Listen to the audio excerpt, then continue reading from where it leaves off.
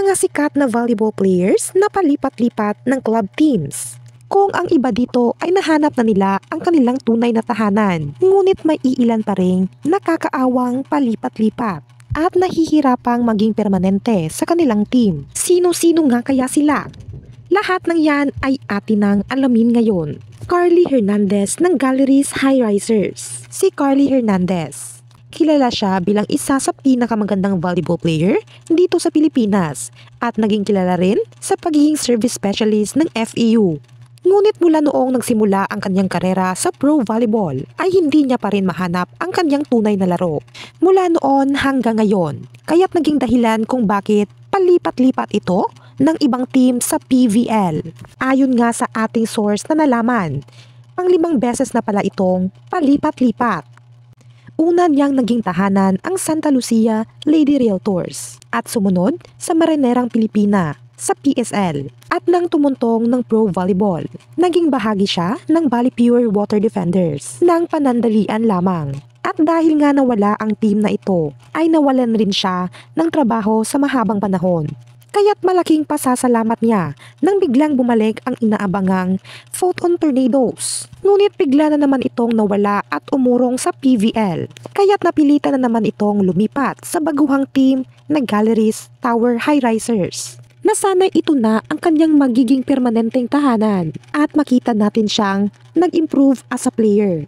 Jaisel De Los Reyes ng NX-led Chameleons. Si Jaisel De Los Reyes, nakilala bilang isang Atenean volleyball player noon na nakatikim ng kampyonato sa UAAP kahit hindi masyadong pinapalaro ng gusto sa volleyball court at marami nga ang umaasa na sa pro volleyball na niya mararanasan ang playing time na kanyang inaasam.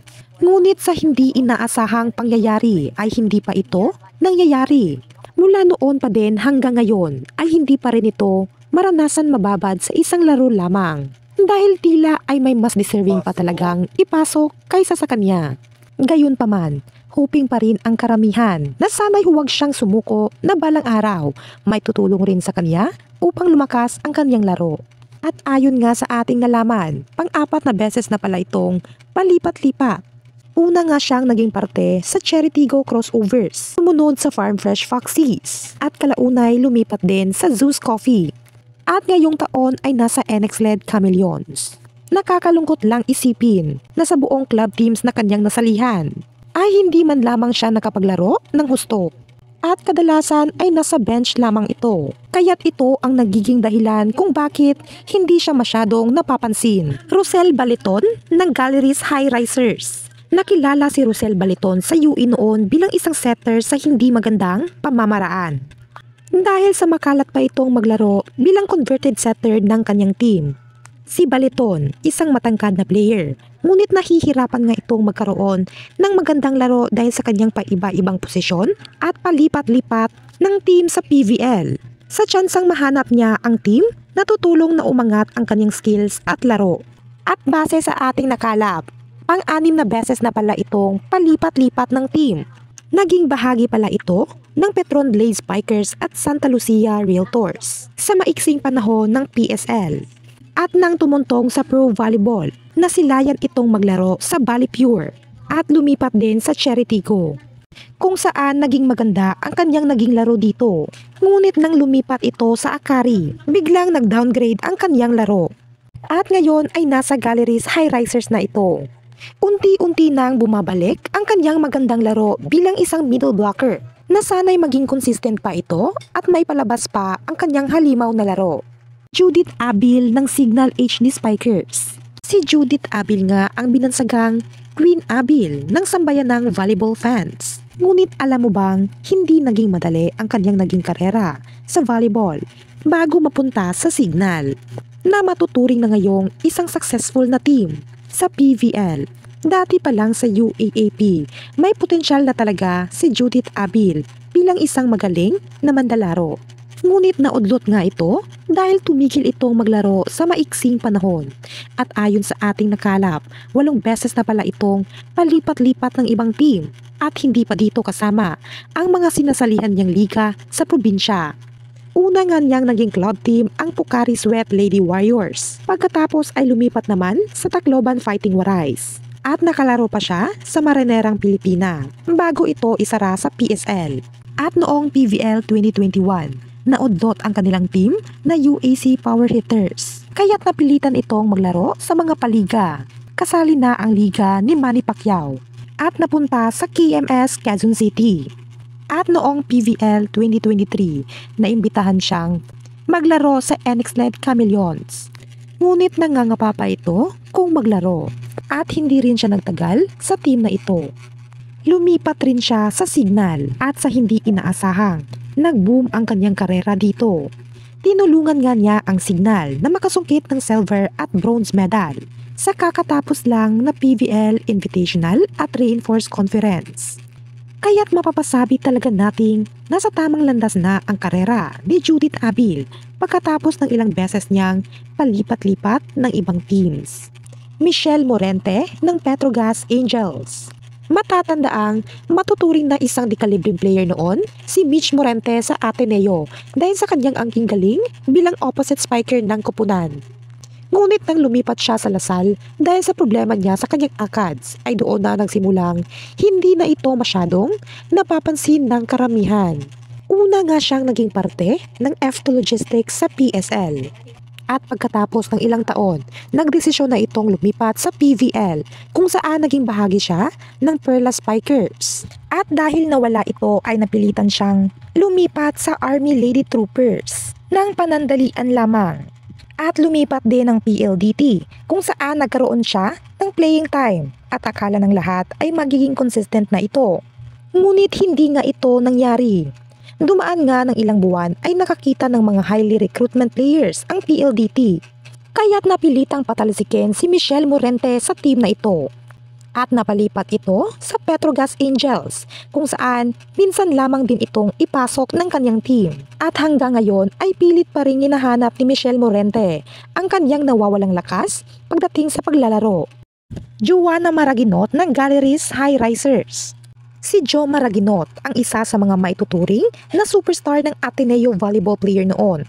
Ngunit marami ang nanghihinayang nang hindi mag-boom ang kanyang karera sa pro volleyball.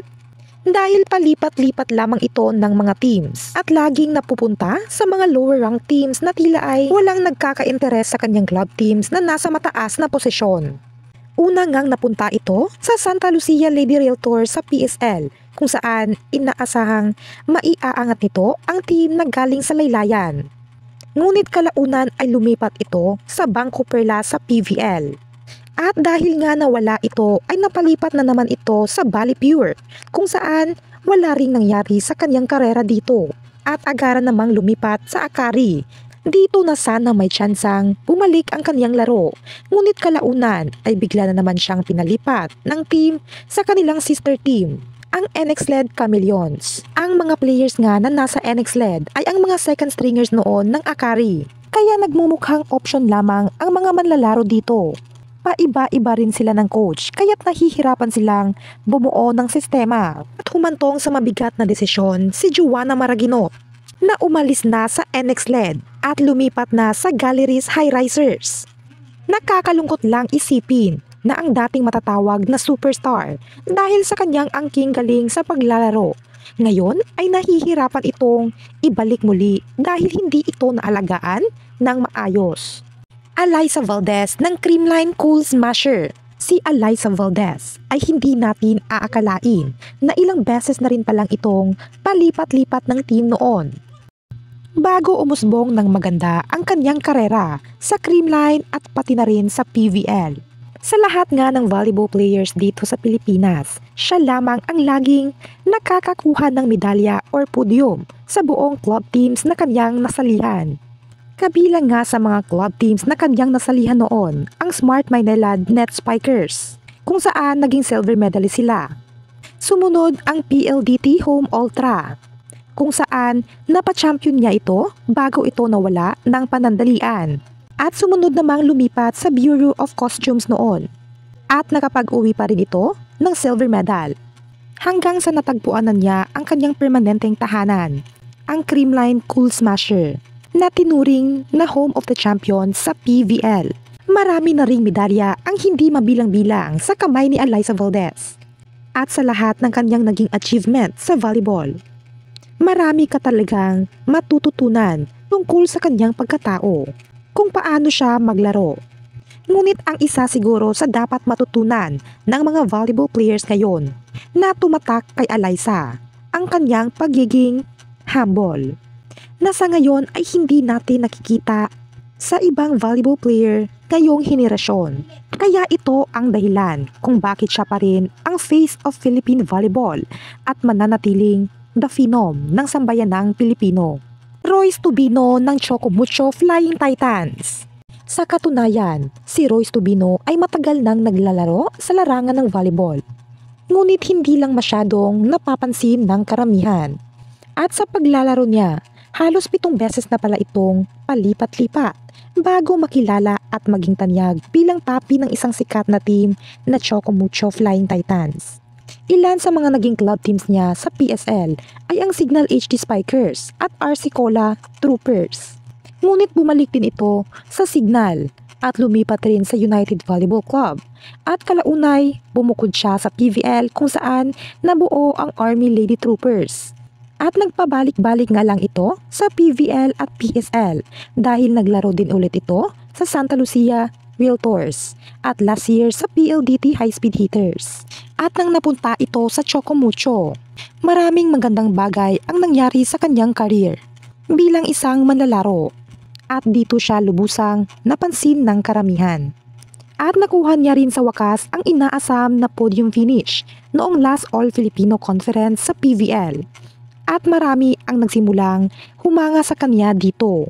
At sa hinaba-haba ng panahon ng kanyang paglalaro sa volleyball, ay nakuha niya rin sa wakas ang kanyang kauna-unahang silver medal sa pro volleyball. At lingi din sa kaalaman ng iba habang siya'y naglalaro sa PVL. Ginagampanan niya pa rin ang kanyang tungkulin bilang isang army. At siya ay matatawag ngayong Sergeant Royce Tubino. Kayo, sino sa mga volleyball player na ito ang ayaw nyo nang makitang lumipat? Please comment down below.